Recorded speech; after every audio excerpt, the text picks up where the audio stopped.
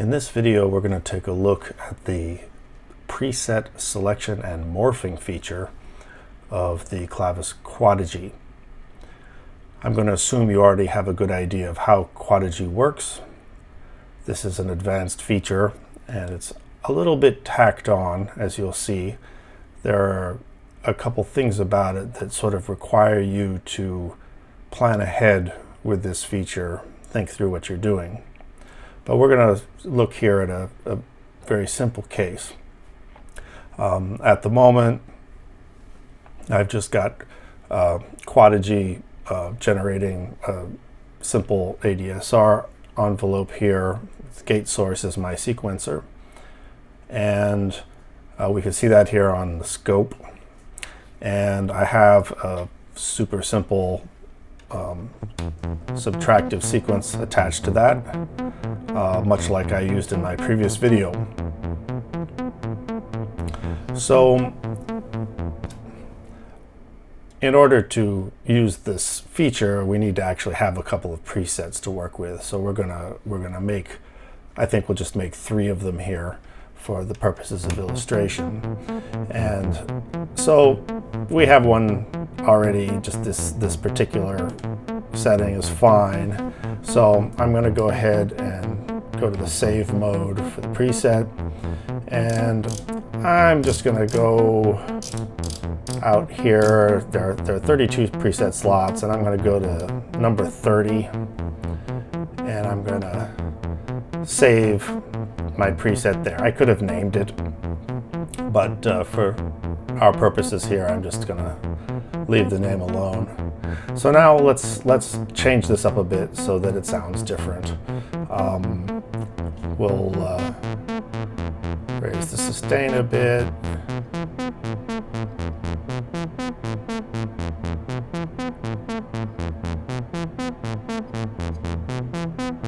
There we go, that's considerably different.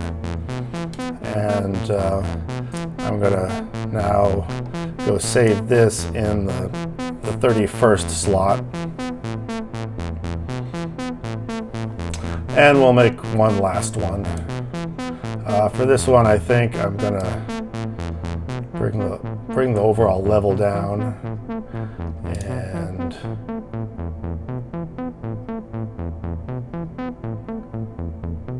just get us a quiet, plucky thing here. Good enough. All right, so we'll go and save in the 32nd slot. So now we have 3 different presets. They're all next to each other, and that's kind of important. Slots 30, 31, 32. And now we can pop over here to the global menu. And what we want to do is take a look at our preset control option. So there are 3 choices here. None, which means that we're not doing any of this preset selection. CVA, which means that we're going to use control voltage to choose our preset in 150 millivolt increments. That's from the manual. Or we can use a trigger, and that trigger will just advance us through them. I'm going to go with the trigger for the moment. And our next option is the first preset. So where are we going to start? And I started with 30, so we're going to go choose 30. And then our next option is last preset, which is 32. It's already set to that, so I'm going to stick with it. And we should be ready to go, except that preset selection only is active if you're in live mode. We're in studio mode. You see the S there. So to get into live mode, I'm going to hold down the global button for a moment. That's going to pop us over into live mode. So on this here, I have a manual trigger source. And it shows up on the scope as a yellow trace, so I'll punch it there, and you'll see the yellow blip that we get. And I'll patch that into the CVA jack, and that's right off the bat, something that you need to keep in mind. If you're using this preset selection feature, it's going to monopolize CVA. You're not going to be able to really use that for modulation. It's going to be used either for your trigger in this case or the CV for selecting your preset. So if I make a gate, it's advanced us 1, in this case, to the 30th preset, which was what we set as our start.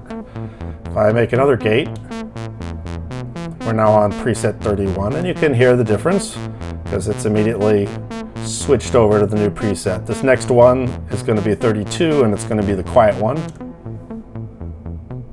Voila.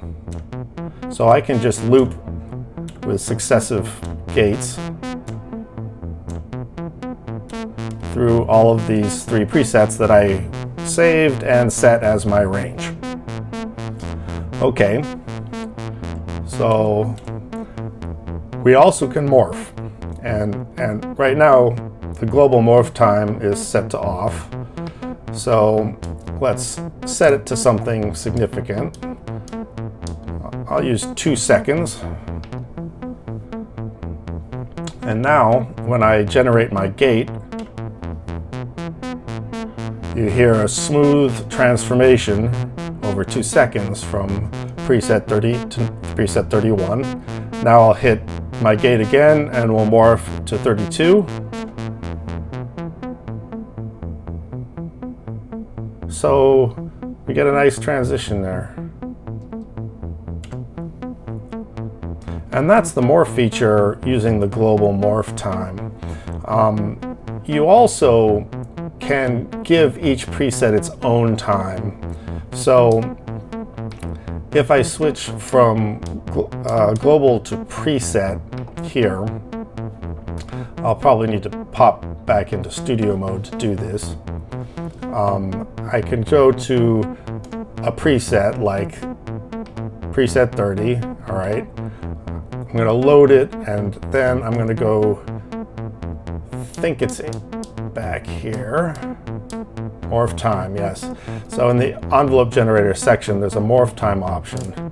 So I could say, like, I want this one to morph for 2 seconds, and now I need to save it.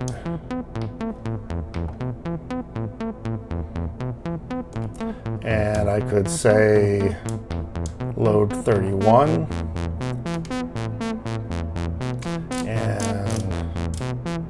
We'll set this one to morph for even longer, 5 seconds.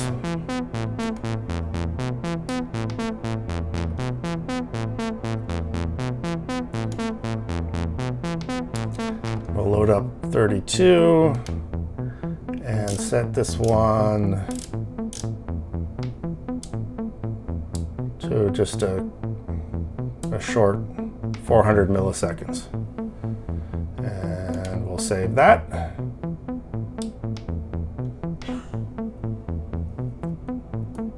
Pop back into live mode here. And we should be in preset morph mode. Let's see if it works. So we're going from 30 to 31. Took a little while.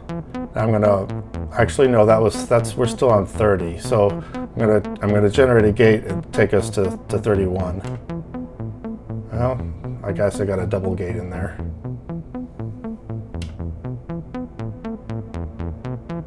Let's try again.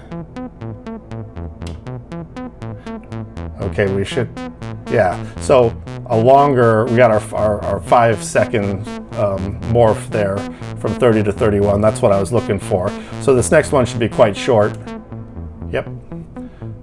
Less than a second, because that's what we set in the preset, and back to 30 over a couple of seconds. So that's basically all there is to this preset selection and morphing. I guess the only other thing really to show is the morphing by CV. So let me go back into the studio mode, and instead of trigger, we're going to set this to CV. So I'm going to switch this over to a source that I can generate CV with. And this is basically going to take whatever range of presets that you have. In this case, I have only 3, and it's going to assign 150 millivolts from 0 to each one successively. Excuse me. So I'm going to pop back into live mode, and at the moment I'm putting in 0 volts here.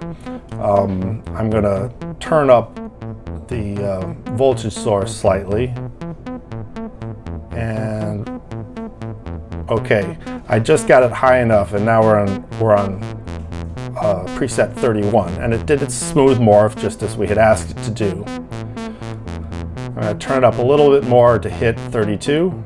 Oh, there we go. And it smoothly morphed to 32.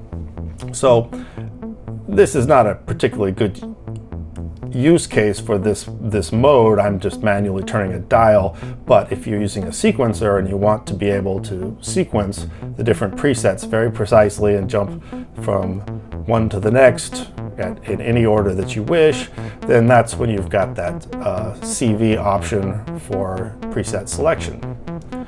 So the only other thing to keep in mind, besides the fact that it's going to monopolize CVA, is that you are switching presets, and each preset is the whole state of this module.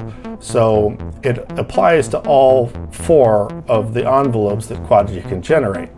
It's not like you can say have these 2 be under selection and morphing control, whereas these 2 are not and they're doing something else.